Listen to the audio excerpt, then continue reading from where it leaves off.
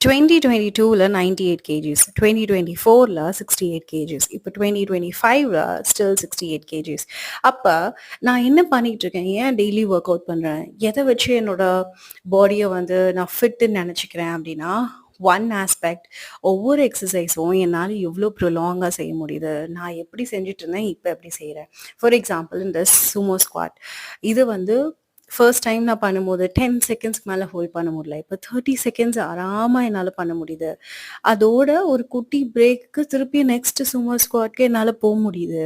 இது எல்லா மெஷர்மென்ட்டும் என் பாடி வந்து ஃபிட் செக்ல இருக்கு அப்படின்னு நான் நெனச்சுக்கிறேன். One aspect. Second aspect every single time நான் வொர்க் அவுட் பண்ணும்போது, என்னோட எனர்ஜி வந்து பாசிட்டிவிட்டிய நோக்கி போது.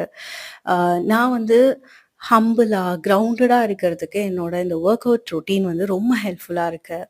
தேர்ட் திங், என்ன வந்து கம்ப்ளீட்டா வந்து ஹெல்தி நோட்ல வச்சுக்குது. ஜங்க் ஃபுட்ட சாப்பிட விடாம தடுக்குது. நெறைய ரிமைண்டர்ஸ் குடுக்குது. டேவ வந்து பெர்ஃபெக்ட்டா ஸ்டார்ட் பண்ண வைக்குது அப்படின்னு சொல்லலாம். இந்த மாதிரி 4 ஃபேக்டர் தான் என்ன வந்து மோட்டிவேட் பண்ணிட்டு வொர்க் அவுட் பண்ண. உங்களுக்கு எது வொர்க் அவுட் பண்றதுக்கு மோட்டிவேட் பண்ணும் அப்படின்றத கமெண்ட்ல சொல்லுங்க.